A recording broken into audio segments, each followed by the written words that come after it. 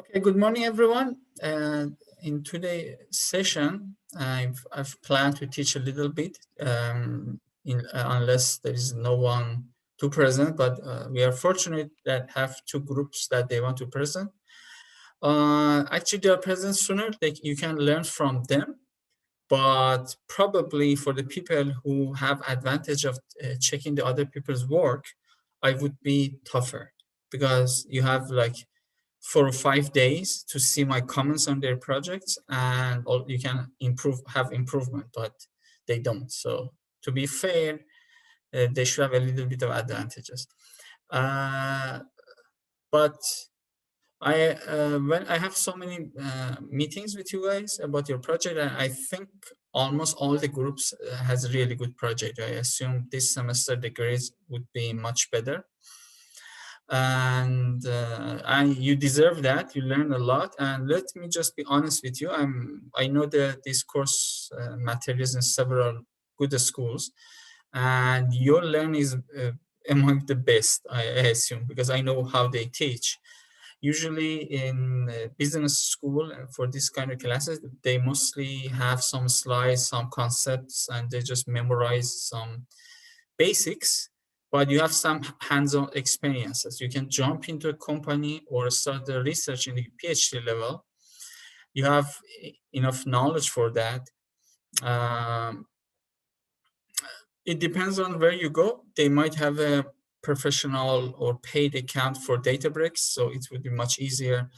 Otherwise, if there's a smaller companies, they might get a service from AWS, Google, or sometimes the states supercomputers provide clusters, which for my recent published paper, I used the supercomputer for the state of Ohio. So it depends where you go, either PhD or industry job, you might have different platforms. But at the end, as somebody who with a graduate degree of business analytics, they expect you to be able to do analytics on top of the platform.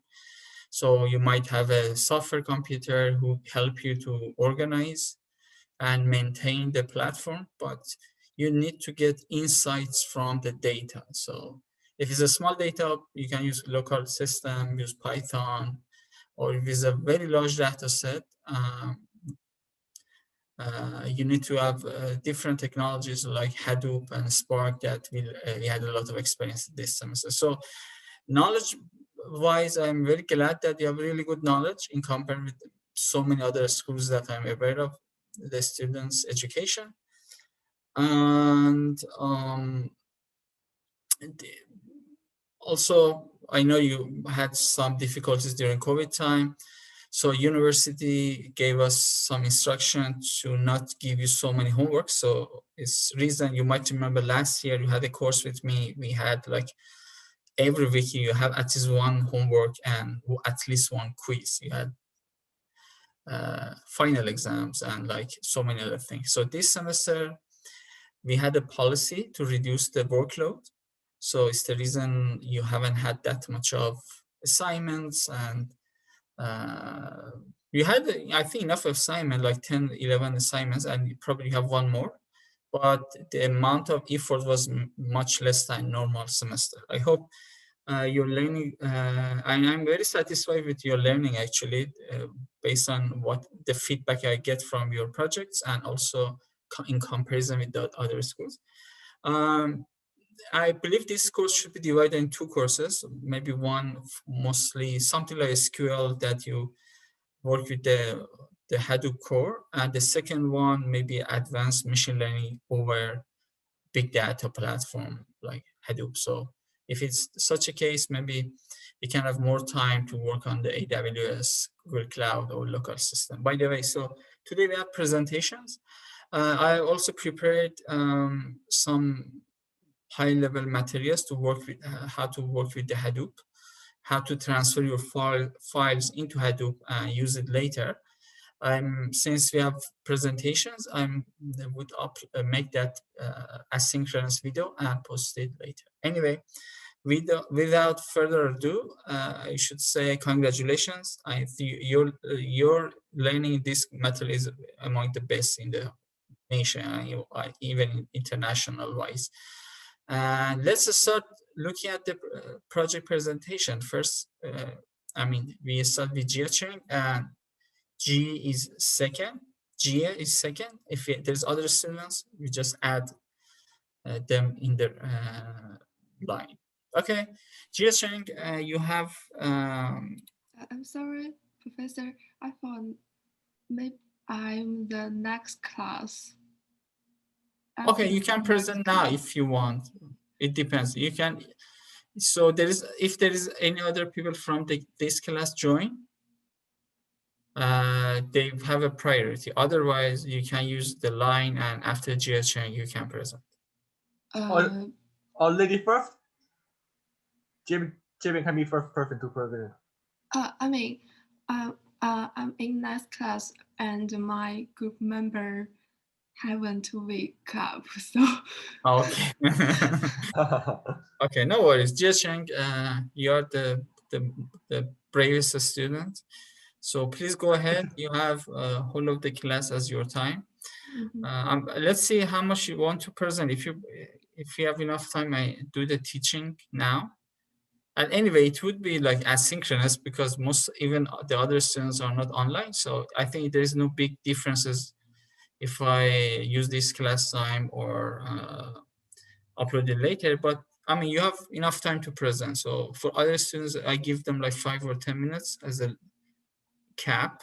But for you, you don't have any limitation. Please go ahead and start your presentation. Could I start at 10? Yes, you can. Yeah. So if you want to start at 10, Jiacheng, you have 45 minutes. And again, I'm sorry if I don't pronounce the names. Even you guys don't pronounce my name 100% correctly. So it should be a little fair. But anyway, Jiacheng, please start.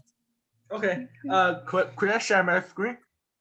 I think you can, yes. Okay. I can see. Okay. This one. Can you see my screen? Yes, I see perfectly. Okay. And so if I want in your shoes, start from your project title, what you want to do, and talk about your data dictionary, and then go to your analysis. Okay. I also first the Kaggle, because I retrieved the data set from Kaggle about the health insurance cross-sell prediction, which means we use the data to predict the customer if they have interested in our health insurance. And our variable, we have it should be 10 variables. So we have 9 independent variable and 1 dependent variable. Gender, age, driver license, regional code, previously insured, vehicle age, vehicle damage, annual premium, policy sale channel, and vintage is our independent variable. And we use this non-variable to predict response. Okay, just wait a little bit. Let me read your variable complete driving license. Okay. Previously insured, violence damage.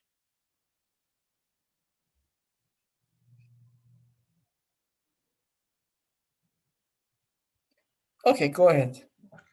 Yeah, and for better to conduct our project, we changed the variable of vehicle age.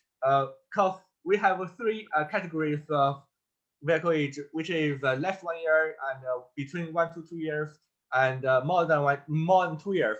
So we changed it to 0, 1, 2, and we changed the. Let me see. We changed the.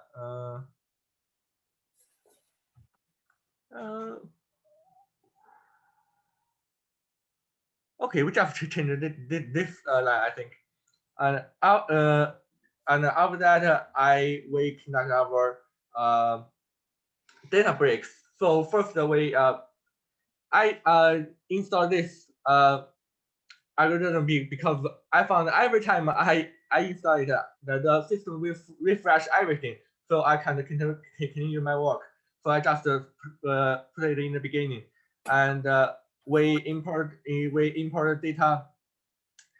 So you can see the schema of each variable, and we show data to see if we import the correct data. After that, we distribute it because my screen is a little bit small, so the outcome has a little bit change. But as you can see, we can see the number showing below to give some insight about our data. For example, we have gender 0, 1 and age driver license 01 and different region code and previously insured vehicle age, vehicle damage, and annual premium. We can find the maximum of annual premium is more than 500,000. So it's ridiculous, right? It's impossible. So we try to deal I with have a it. question from policy sales channel. So is it a continuous or categorical variable? It's a category. Okay. So Yeah, comes from different channel. okay, I see. Yeah, you have outlier here. Yeah, and we also have a vintage, which means the day of the number of day customer who has associated with our company, and after that So we do again, some, what does vintage means over there? vintage means the number of day the customer have a relationship with our company. Okay, that's Yeah, and we do some data verification to see if we can find something from about our data. First, the gender we found that gender is about half us, but not very fair. But that's okay. I think we can use it to deal with my. okay. So now you know here you don't have to put explanation for the figures. If you put it here is better, but in your report, just write what you told me right now. Okay. No problem. Don't leave figures without explanation in your report. Okay. Yeah, and we research the use a box plot to see the age. So we see there's no outliers cause and after that we use the driver license. We found there's I think I can see 90% people who have driver license and just a few people not. So we try to discard this variable because it's nonsense. Okay. It will not affect our outcome of our project. So okay, it's a good move, but as I said, explain them in your report. Okay. Okay, good job. Go ahead. Okay, and we use previously insured, and we use pie chart to show the. Okay, stock, vintage, age. Yeah. Okay, go ahead. And we can show the vehicle damage is half and half, and we also detect the annual premium, and we can see a lot of outliers, so we need to handle it. After that, we you just talk about the policy side of channel. Say is a category. We use different channels to buy our insurance. After that, vintage can see very distribution of in vintage.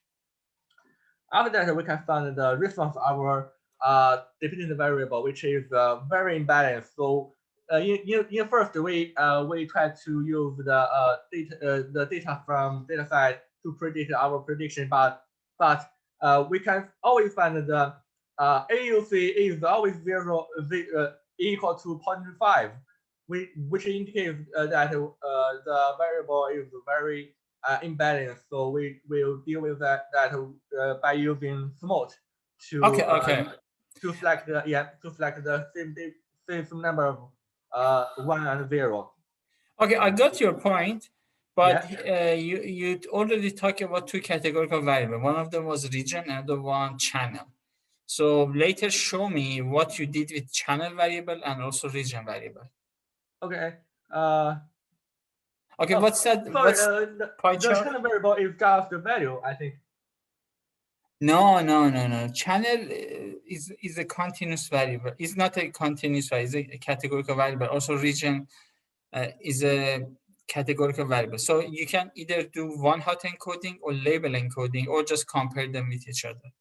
So here I want you tell me what you did with that two categorical variable. Did you do one-hot encoding or label encoding?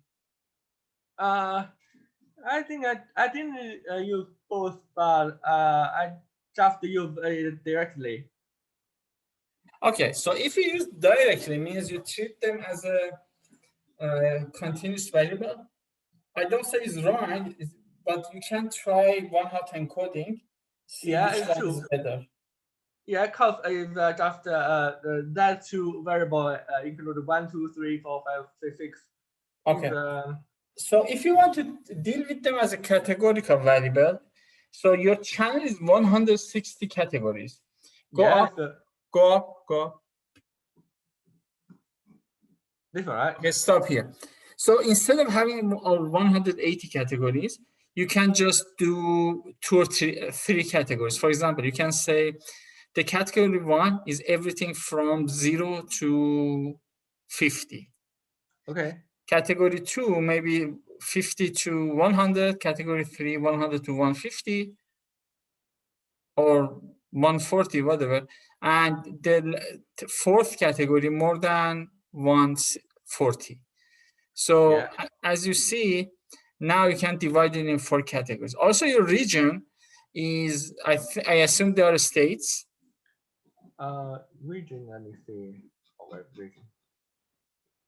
Oh, I didn't show it as data. Okay. So if you go up and show me your data set. Okay, so region code is something is very hard to understand. If you know what does each number means, let's say 28 is Massachusetts, 3 is New York, and 28, maybe 11 is Rhode Island. So instead of 50 states, you can divide them as 4 regions, maybe northeast, southeast, southwest, and northwest. So it will be just 4 categories. If you don't know what those number means, so you cannot do one-hot encoding, because with 50 categories doesn't make sense. Instead of that, what can you do for region? You just do label encoding. Okay, go ahead. So these are the improvements that you can do by submission date. So the due date is next week, Monday. So you can just easily these two. So maybe you can do one-hot encoding and label encoding and see which one has a better performance. But good job. Go ahead. As I said, you have advantages. So because I see your project, I can give comments. Okay, go ahead.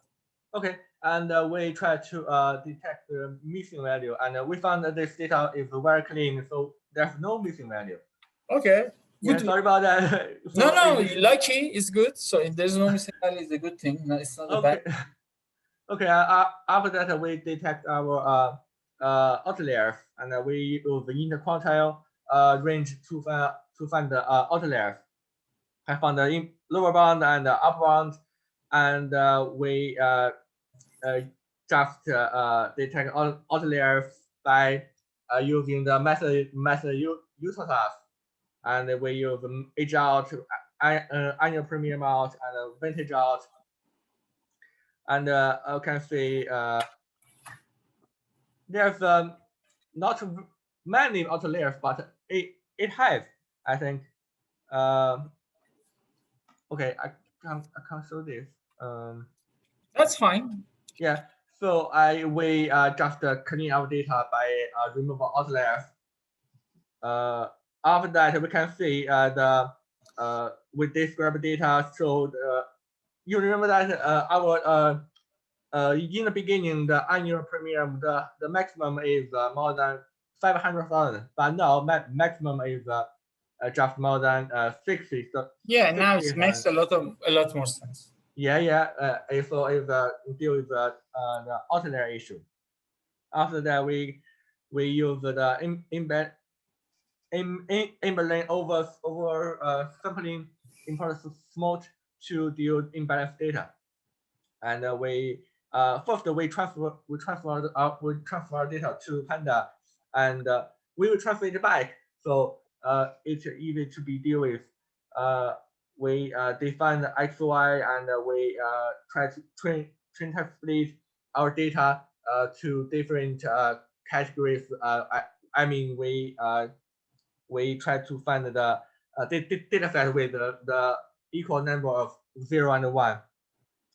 And as you can see, we use smart, we use minority, and we found that before the spot, the response is not good, but after spot, we can see the 0 and 1 is the same number.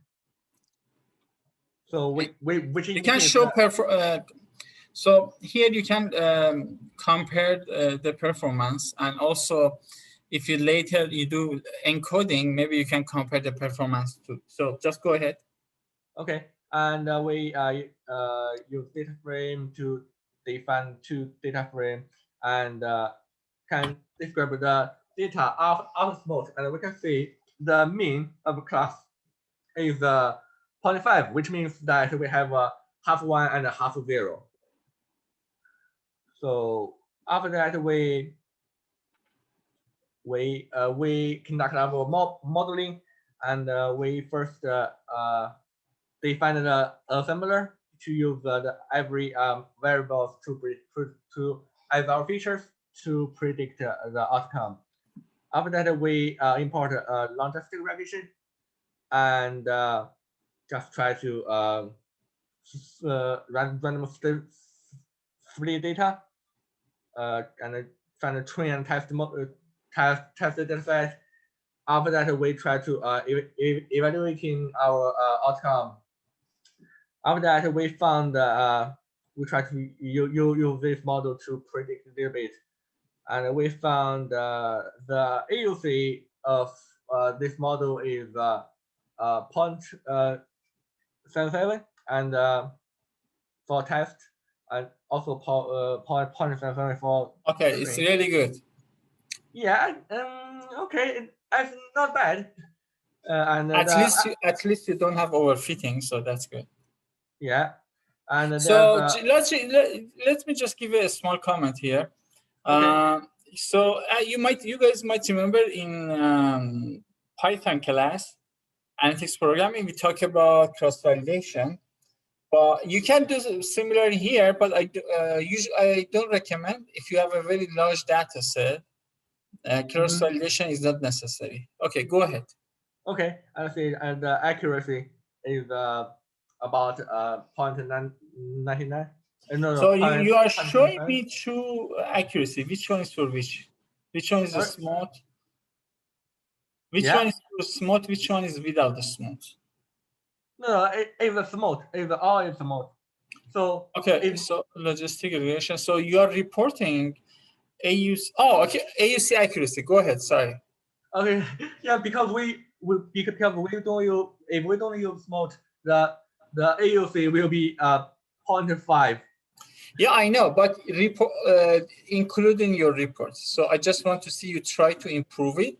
So if you don't put that, I just think I cannot see any evidence that you try to put a lot of effort to learn how to do a smooth. I just think you randomly did that. So also show the performance without a smooth.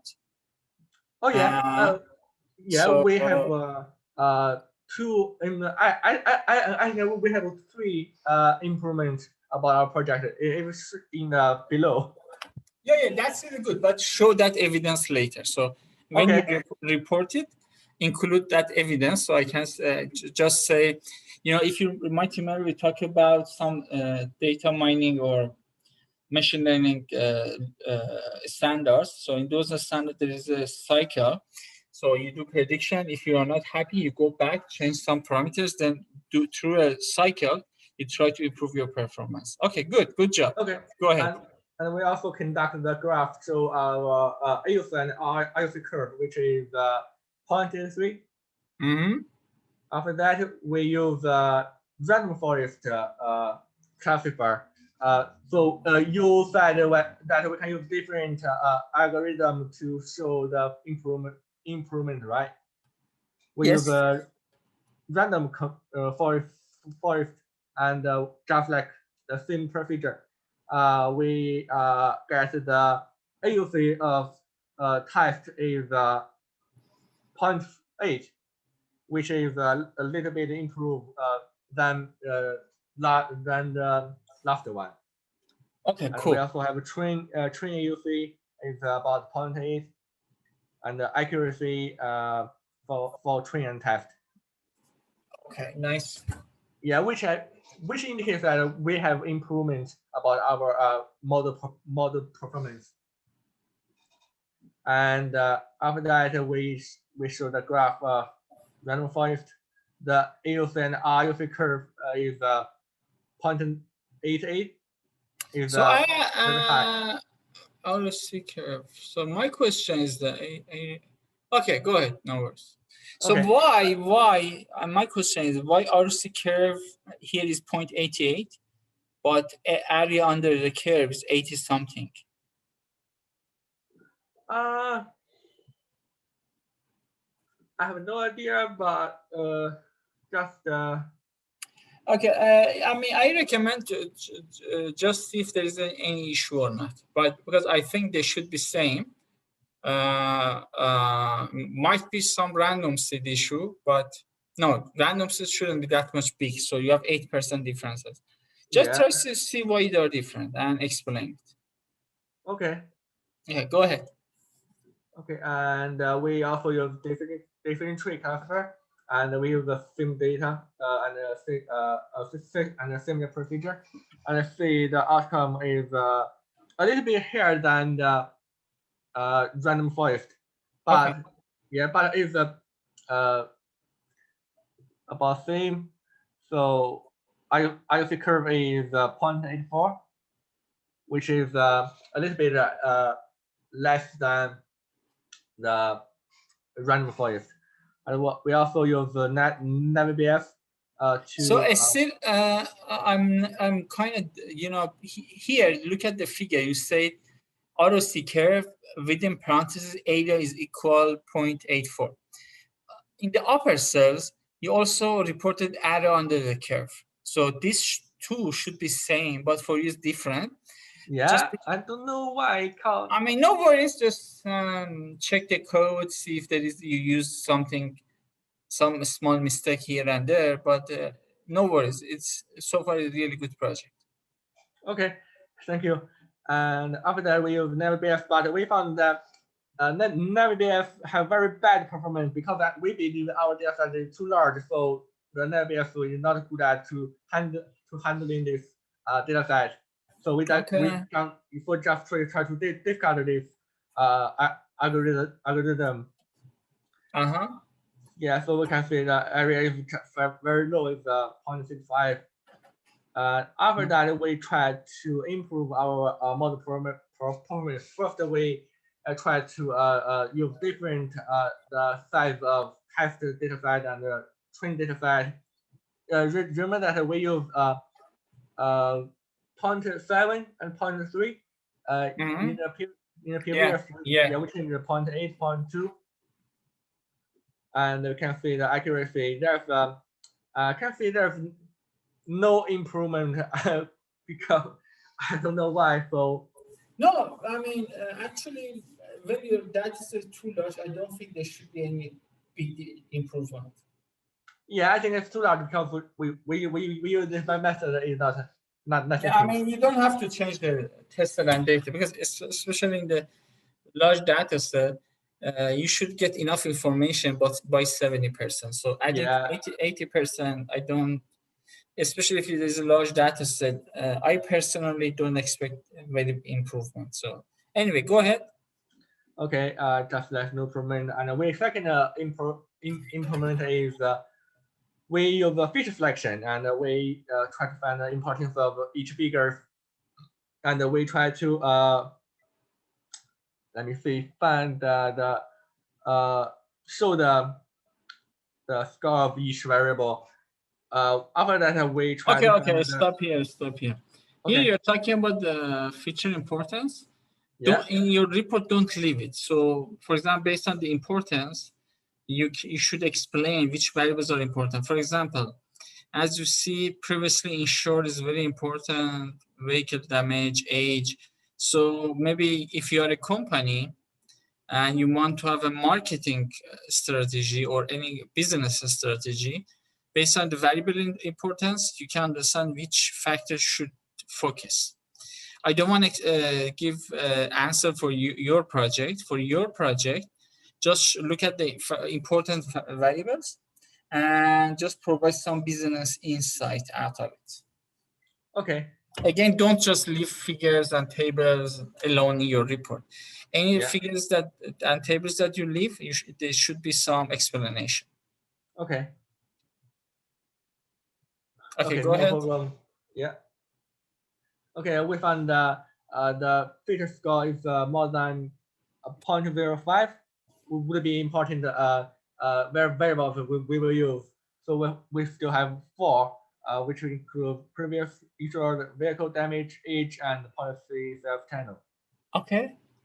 Yeah, and we use this variable to conduct our prediction. Use the random forest because we found random forest have very good performance in the previous.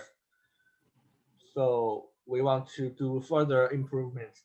I can see the outcome of this model is about 0.81 with a little bit of improvement than the previous one. Can see, yeah, that's our project. Okay, that's really good project. Thank you very much. Thank you. I give you some comments how to improve your project, especially the only thing that I really don't like in your project, the area under the curve in your figures and what you calculated is different. So it might be just a small mistake. You can easily fix it. The second, as I said, don't leave figures and tables without explanation. In your report, just say what insights you can get. And for your project, also, you can provide a business insight. Okay. Okay, thank you very much. Really good project. I really like Thank you. Good luck. So, just then, where is my mouse? Okay.